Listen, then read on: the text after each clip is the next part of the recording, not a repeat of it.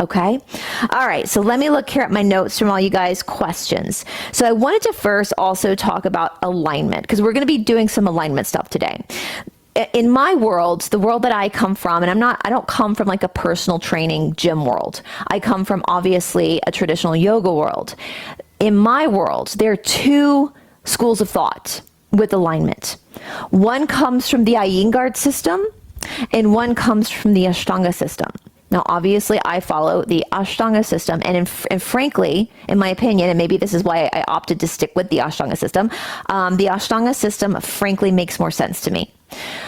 If you've ever taken an Iyengar class, Cindy is on Usara, which is an offshoot of Iyengar. They are really heavily into nailing alignment from the very beginning, to the point where sometimes I personally feel, and this is why we have many different teachers on this platform, because you're going to get many different opinions. This is my opinion from my experience. I personally feel that trying to create perfect alignment from the very beginning is going to limit people in their experiences. Let me explain what I mean by that. Like Iyengar, from the very beginning, they're looking at making sure the bones are structural. That's what alignment means, right? That the bones are structurally in their place, perfectly held in their place. Most of us don't have good posture or alignment, so they try to course correct that from the beginning. In Ashtanga, we don't. We don't course correct from the beginning. And I'll tell you why that is. In a Mysore class or an in-person class, and what we're going to talk about today with some alignment, I will correct things immediately that are going to lead to injury quickly. Like an emergency, like if I see like a foot's out of alignment that's going to cause the knee to go out, I'm going to correct it right away. That's the Ashtanga method. But if something is out of alignment that's not necessarily an emergency situation, I'm going to leave it. Why? Because of what we just spoke about, neuroplasticity. So when the body is out of alignment, sometimes that's a karmic issue, okay? And again, karma, as we speak about that a lot. Karma means action. That's what the Sanskrit word. Most Westerners, if you're new here, you're probably thinking, karma, what do you mean karma? Karma is not a bad thing. It's a very misunderstood concept in the Western world, karma. Okay? Karma just means work. Karma is neutral. Karma itself is neither good nor bad. It's neutral. It's just your work. It's just cause and effect. That's it. That's all it is cause and effect. And that cause and effect is very nuanced.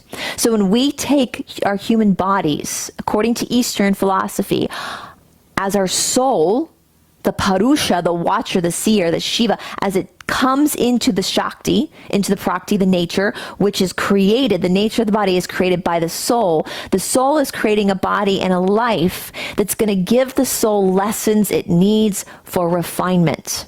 Okay? So karma is not something to fear. It's not like if you do bad things happen to you. If you do good things, only good things. Well, first of all, we know that that's not true. There are many people who are really good and do very good things, and they've have the crappiest luck. So you got to get rid of that all. And there are people that do terrible things that get away with it, you know? So you have to kind of get rid of that notion that this is karma is some judgment. It's not. It's just action. It's cause and effect.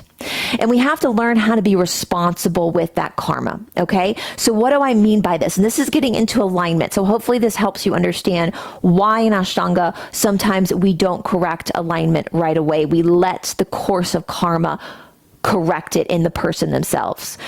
Okay, so let's talk about something very simple. Drinking water. Okay, so we drink a glass of water. What's the karma of that? Well, we're hydrated, right? It's good karma, yeah? But what happens if we drink that glass of water before we get into a car ride where we can't stop? That's irresponsible karma, isn't it?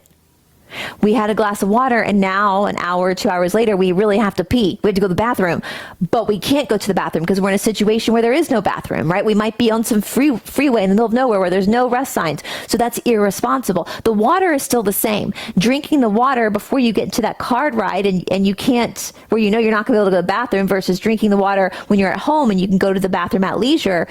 It's the same water. It's the same action, but with different results depending on when the action happened. Does that make sense? So that means with karma, we have to be responsible about when we're triggering that action. Okay, like as adults, again, we're not going to drink a huge liter of water before we get into a car ride, are we?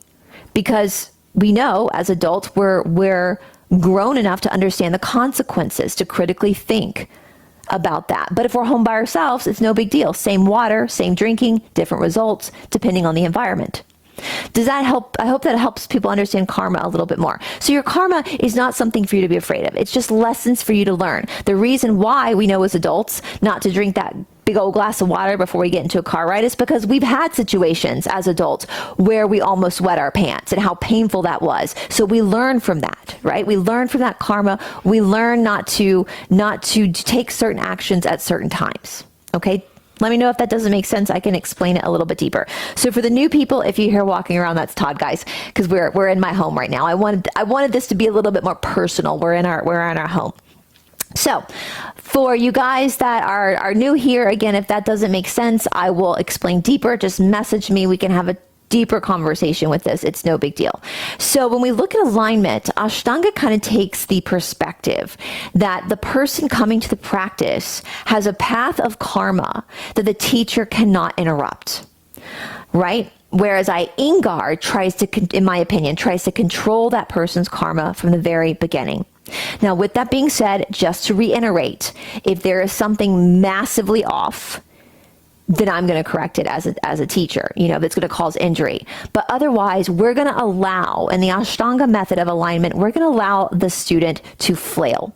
We're going to allow people to flop around and to find that sense of alignment on their own, like learning those lessons on their own, because that's going to strengthen the neuroplasticity. That's going to strengthen the person's awareness of their own body in their own space, be grounded more in their own experiences and consequences of those experiences in this life. Okay? The teacher is just here to keep you on a path, not to control that path. And so that's the difference between the Ashtanga method and the Iyengar method. I'm sure an Iyengar teacher can give you all the beneficial reasons as to why they kind of clamp down from the very beginning. But I will say, I'm not trying to toot Ashtanga's horn or anything, but I will say a lot of Iyengar people actually end up switching to the Ashtanga method because they get stuck in Iyengar. And I personally believe that's why. There's not a whole lot of wiggle room for the student to actually live their karma. It's too controlled. Anyway. Okay, so I hope that makes sense. We're going to talk about some things with alignment though in a minute, but that's kind of my perspective. If you were a student in my class, I wouldn't correct you as much as you think I probably would. I would watch you learn to correct yourself as the neuroplasticity starts to grow. And then if you need intervention, then I'll intervene. Okay. If you found this snippet helpful and you would like to watch the full workshop, then please go down to the description box below to fusionbodystudio.com. If you use discount code BRYCE20 at checkout, you will receive 20% off your first 6 months with us.